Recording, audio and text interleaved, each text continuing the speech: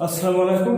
আজকে আমি তোমাদের সামনে যে টপিকটা নিয়ে এসেছি সেটা হচ্ছে ক্লাস 10 বা ক্লাস 9 নয়, এটা হচ্ছে অল ক্লাস। এক কথায় সমস্ত ক্লাসে এই টপিকটা আছে, যেটার নাম হচ্ছে কি নাম্বার সিস্টেম অথবা নাম্বার।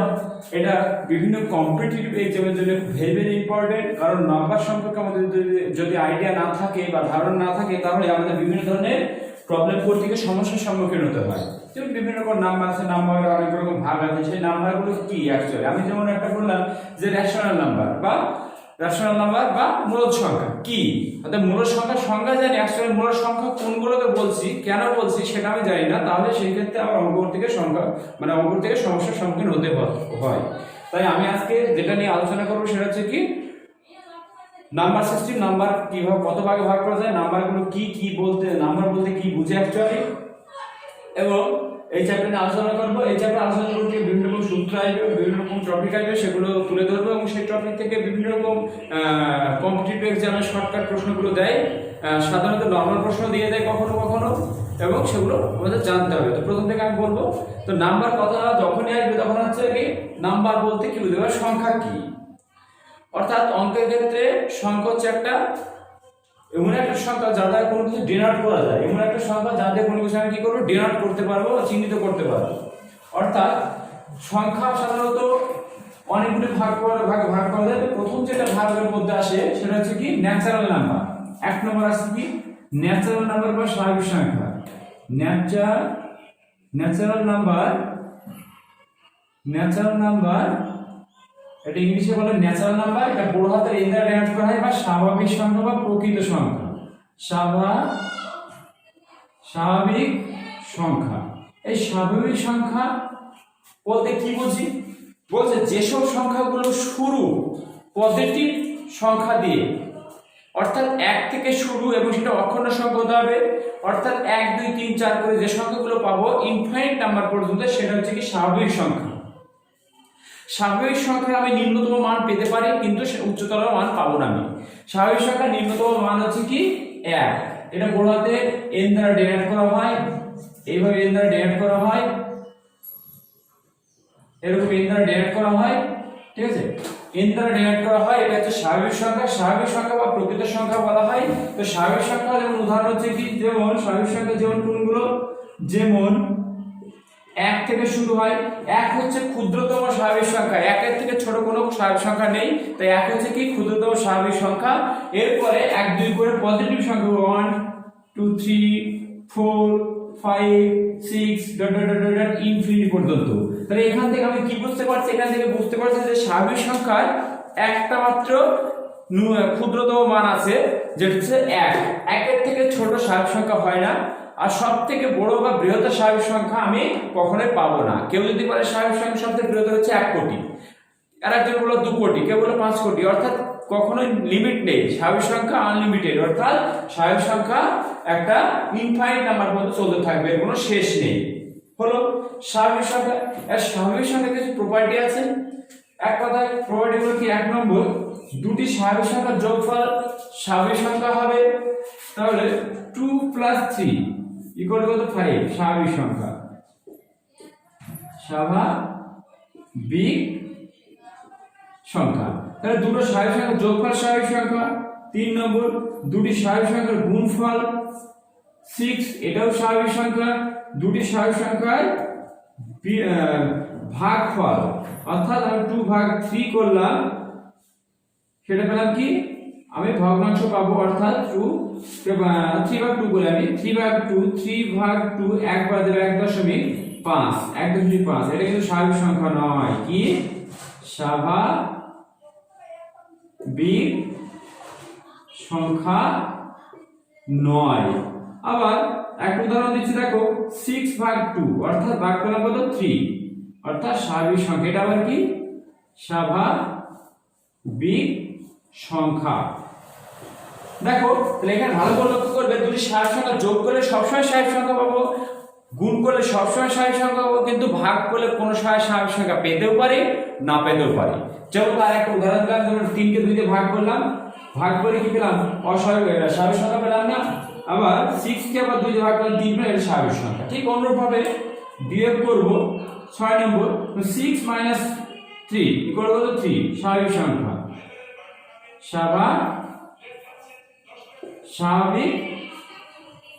স্বাভাবিক সংখ্যা হলো। আবার আমি এখানে পাশে লিখছি 7 নম্বর যদি আমি করি 3 - 6 ইকুয়াল টু -3, ইহা স্বাভাবিক সংখ্যা নয়, ইহা স্বাভাবিক সংখ্যা নয়, এটা কিন্তু স্বাভাবিক সংখ্যা নয়। দেখো তাহলে এখানে কি পেলাম, দুটি স্বাভাবিক সংখ্যা যোগ করলে স্বাভাবিক সংখ্যা পাবো, গুণ করলে স্বাভাবিক সংখ্যা পাবো, কিন্তু ভাগ করলে কখনো কখনো স্বাভাবিক পেতে পারি, নাও পেতে পারি। আবার বিয়োগ করলে অর্থাৎ বড় একটা স্বাভাবিক সংখ্যা থেকে ছোট একটা স্বাভাবিক সংখ্যা বিয়োগ করলে তবে আমি স্বাভাবিক সংখ্যা পাবো, কিন্তু ছোট স্বাভাবিক সংখ্যা থেকে বড় স্বাভাবিক সংখ্যা বিয়োগ করলে কখনো আমি স্বাভাবিক সংখ্যা পাবো না। এটা ভালো করে লক্ষ্য করবে। এবার আমি বলেছি একটু মুছে দিচ্ছি এখানে। এরপরে দেখো সব থেকে ছোট স্বাভাবিক সংখ্যা কত?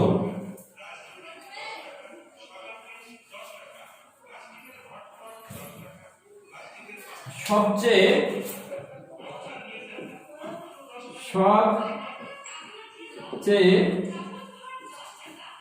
ছোট স্বাভাবিক সংখ্যা, ছোট স্বাভাবিক সংখ্যা কত? 1। 3 নম্বর সবচেয়ে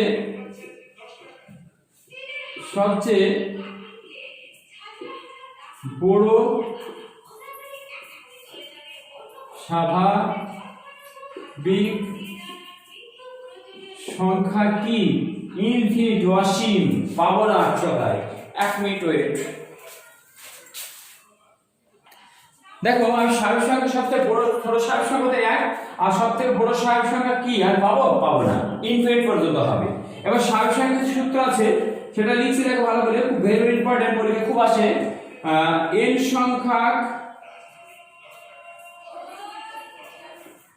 সংখ্যার স্বাভাবিক সংখ্যার সমষ্টি বা যোগফল।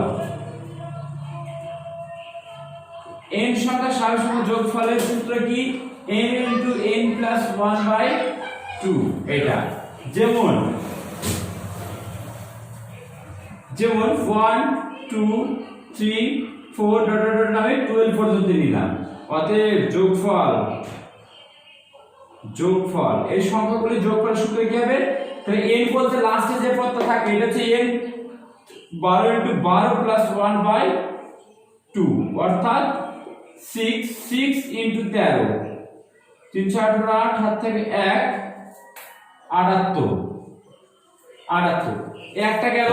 তাহলে n সংখ্যা স্বাভাবিক সংখ্যার সমষ্টির সূত্র হচ্ছে কি? n * n + 1/2, এটা হচ্ছে n সংখ্যা স্বাভাবিক সংখ্যার সমষ্টির সূত্র। এর পরের পদে আমি যাচ্ছি।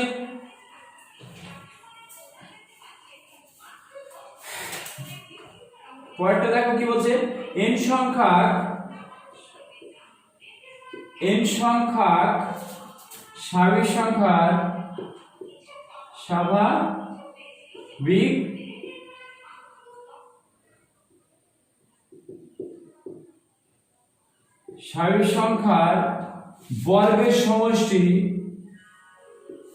বর্গের সমষ্টি সূত্র হচ্ছে কি? n * n + 1 * 2n + 1/6, অর্থাৎ আরেকবার বলছি n * n + 1 * 2n + 1/6। যেমন একটা উদাহরণ দিচ্ছি,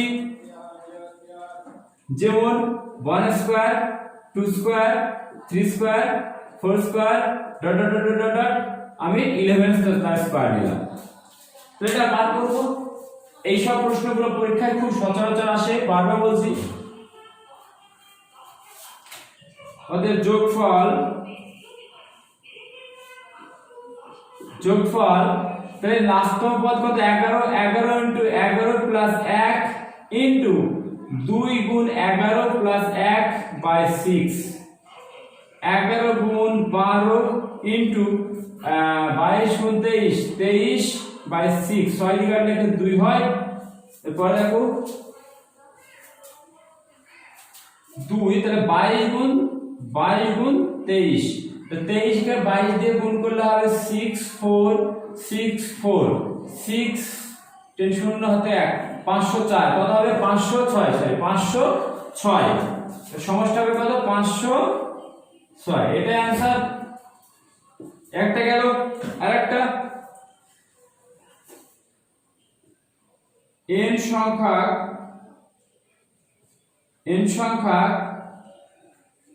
স্বাভাবিক সংখ্যার ঘনের সমষ্টি কি হবে n into n plus 1 by 2 তার হোল স্কয়ার। তাহলে n সংখ্যা স্বাভাবিক সংখ্যার ঘনের সমষ্টি, তার মানে একটু বিটু শিখবো। আমি উপরেটা মুছে দিচ্ছি, এই প্রশ্নগুলো ভালো করে দেখবে। বিভিন্ন রকম অঙ্ক করতে গেলে এই ধরনের সমস্যা চলে আসে, সেখানে গিয়ে এই মানে সূত্রগুলো অ্যাপ্লাই করতে হবে। সেখান থেকে আমি যাচ্ছি উপরে, অতএব যোগফল ইকুয়াল টু কি হবে। তাহলে এখানে আমি একটা উদাহরণ দিচ্ছি, উদাহরণ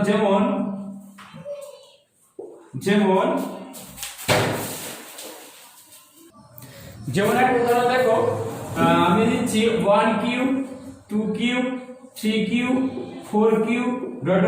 20 কিউব। এই সংখ্যাগুলি ঘনের সমষ্টি সূত্র নির্ণয় করব। অতএব নির্ণয়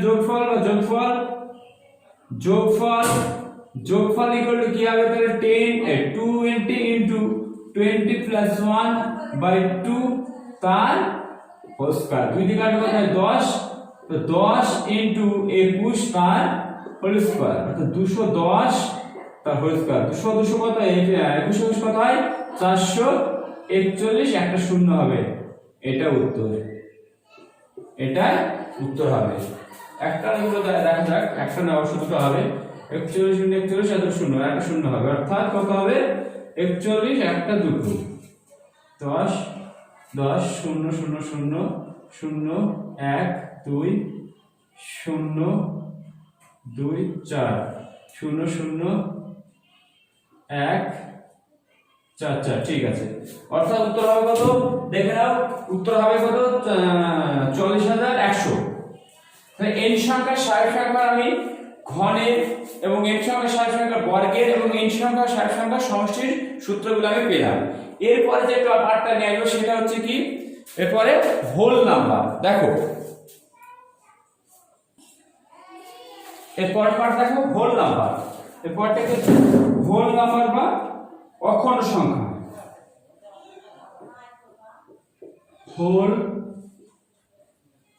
হোল নাম্বার কে ডাবল দ্বারা ডিনোট করা হয়, বা অখণ্ড সংখ্যা, অখণ্ড সংখ্যা।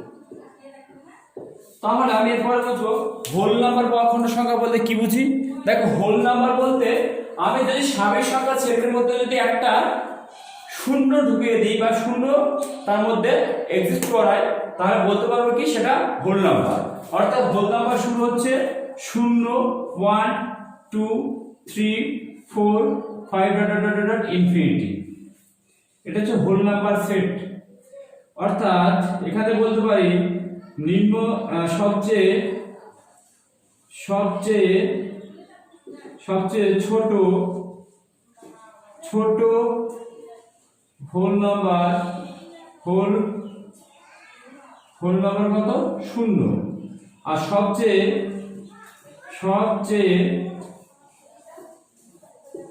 বড় হোল নাম্বার কত ইনফিনিটি, শেষ নেই। অর্থাৎ সবথেকে ছোট হোল নাম্বার বা অখণ্ড সংখ্যা হচ্ছে 0, আর সবথেকে বড় হচ্ছে ইনফিনিটি। অর্থাৎ দেখো এখানে ভালো করে লক্ষ্য করো, এই সেটটার মধ্যে কিন্তু স্বাভাবিক সংখ্যার সেট আছে। অর্থাৎ শূন্যকে বাদ দিলে আমি যে সেটটা পড়ে থাকবে সেটা হবে কি স্বাভাবিক সংখ্যার সেট। অর্থাৎ স্বাভাবিক সংখ্যার সেটের মধ্যে হোল নাম্বার সেট অবস্থান করে না, হোল নাম্বার সেটের মধ্যে কি অবস্থান করে স্বাভাবিক সংখ্যার সেট অবস্থান করে। তো এখানে হোল নাম্বার বুঝলাম। এরপর যেটা আসবে কি ইন্টিজার বা পূর্ণ সংখ্যা, পরের পার্টটা এখানে একটু করে। এরপর আসবে পূর্ণ সংখ্যা। কি সংখ্যা, ইন্টিজার বা পূর্ণ সংখ্যা, পূর্ণ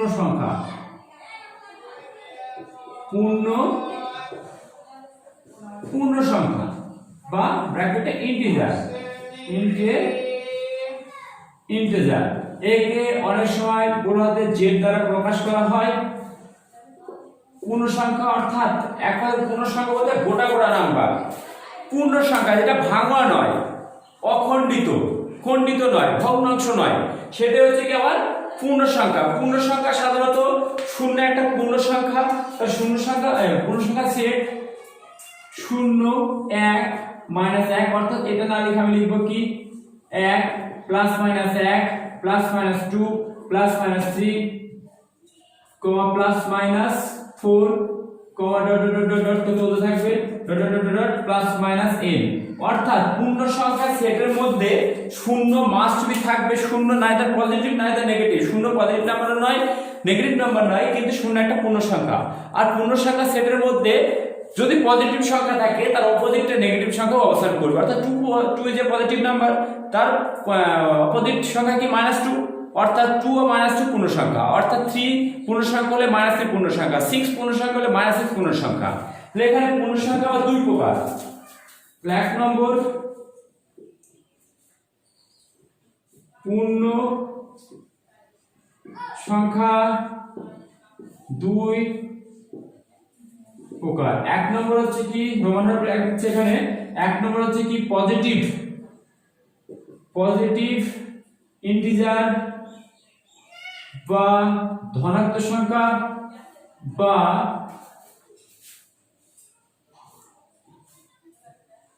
ধনাত্মক সংখ্যা।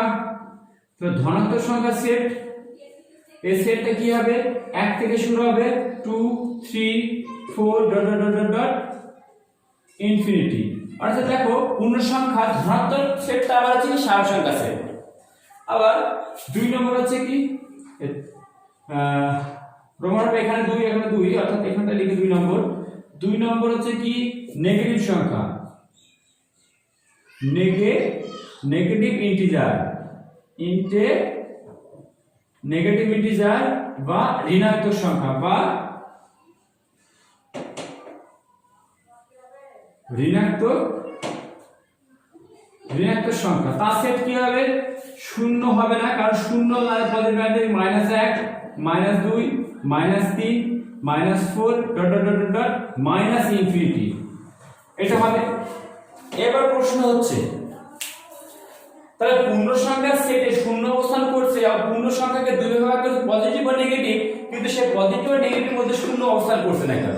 কারণ শূন্য নাইদার পজিটিভ নাইদার নেগেটিভ। শূন্য হচ্ছে ইন্টিজার অর্থাৎ পূর্ণ সংখ্যা, কিন্তু সে পজিটিভ সংখ্যার মধ্যে অবস্থান করবে না, সে নেগেটিভ সংখ্যার মধ্যে অবস্থান করবে না, কিন্তু শূন্য একটা গোটা নাম্বার বা পূর্ণ সংখ্যা। তাই এই পজিটিভ সংখ্যা সেটের মধ্যে অর্থাৎ পজিটিভ ইন্টিজার সেটের মধ্যে শূন্য অবস্থান করবে না, ঠিক অনুরূপভাবে নেগেটিভ সংখ্যা সেটের মধ্যে শূন্য অবস্থান করবে না। এখান থেকে কি প্রশ্ন দেখো, তার দুটি স্বাভাবিক সংখ্যা যোগ করলে অলওয়েজ স্বাভাবিক সংখ্যা দুটি পূর্ণ সংখ্যা, দুটি পূর্ণ সংখ্যা যদি যোগ করি সবসময় পূর্ণ সংখ্যা পাবো, গুণ করলে পূর্ণ সংখ্যা পাবো, আবার বিয়োগ করলে পূর্ণ সংখ্যা পাবো, কিন্তু ভাগ করলে আমি পূর্ণ সংখ্যা সবসময় নাও পেতে পারি। অর্থাৎ ভালো করে শুনবে, পূর্ণ সংখ্যার ক্ষেত্রে যোগ গুণ বিয়োগ এই তিনটির ক্ষেত্রে আমি যোগ বিয়োগ করে দুটি পূর্ণ সংখ্যার মধ্যে যদি যোগ করি, বিয়োগ করি, গুণ করি, অবশ্যই সেটা পূর্ণ সংখ্যায় পাবো, কিন্তু ভাগ করে সেটা পূর্ণ সংখ্যা পাবো না, কারণ সেটা ভগ্নাংশে পরিণত হয়ে যাবে। আর ভগ্নাংশ পূর্ণ সংখ্যা নয়, সেটা মূল সংখ্যা, সেটা পরে আসবো। তাহলে এই বুঝলাম এখানে। এবার এখানে কি প্রশ্ন আছে, তাহলে আমি বলতে পারি যে পূর্ণ সংখ্যার সর্বনিম্ন মান কত? সর্বনিম্ন মান কত বলতে পারবো না। শূন্য এখানে কি শূন্য সংখ্যা ছোট না, কে বলে -1 ছোট, কে বলে -10 ছোট, কে বলে -100, কে বলে 500 -500, তাহলে -500 ছোট বললে হবে? কেউ যদি বলে -600, তাহলে এখানে আমি কি পূর্ণ সংখ্যা সেটের ক্ষেত্রে সবথেকে ক্ষুদ্রতম মান আর সবথেকে বৃহত্তম মান আমি কোনোদিনই পাবো না। নেক্সট প্রশ্ন দেখো, পূর্ণ সংখ্যার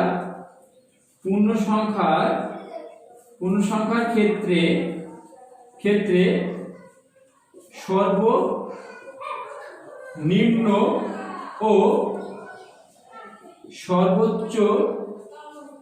সর্বোচ্চ মান পাবো না। অর্থাৎ পূর্ণ সংখ্যা শ্রেণীর ক্ষেত্রে সর্বোচ্চ মান কেউ যদি বলে পজিটিভ 500, কেউ বলে পজিটিভ 1 কোটি, বা কেউ যদি বলে পজিটিভ 10 কোটি, কেউ বলে পজিটিভ 15 কোটি, তার মানে কোনটাই নির্দিষ্ট নয়। তাই পূর্ণ সংখ্যা শ্রেণীর ক্ষেত্রে পজিটিভ মান কখনোই ফিক্সড নয়, এটা ভেরিয়েবল, অর্থাৎ এর লিমিট নেই, এই আনলিমিটেড অসীম পর্যন্ত যেতে থাকবে। ঠিক অনুরূপভাবে আমি বললাম -10 সব থেকে ছোট না, কেউ বললো -20 না, কেউ বললো -100 না। অর্থাৎ আমি যত বেশি করে বলবো তার আগে মাইনাস দিয়ে দিলে সেটাই সব থেকে ছোট হয়ে যাবে। তাই সব থেকে ছোট মান আর সব থেকে বড় মান আমি পূর্ণ সংখ্যা সেটার ক্ষেত্রে পাবো না। ক্লিয়ার? ব্যাস। এখানে আরেকটা প্রশ্ন আমি তুলে ধরবো, যেটা হচ্ছে কি শূন্য পূর্ণ সংখ্যা। শূন্য কি সংখ্যা?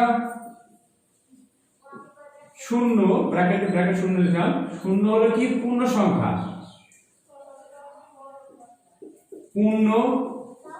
পূর্ণ সংখ্যা বলা যায়, অখণ্ড সংখ্যা বলা যায়, অখণ্ড সংখ্যা,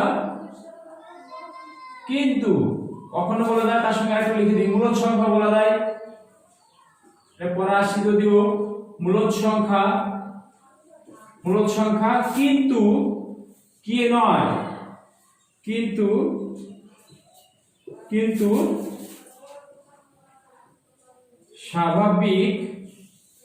স্বাভাবিক ও ধনাত্মক বা ঋণাত্মক নয়।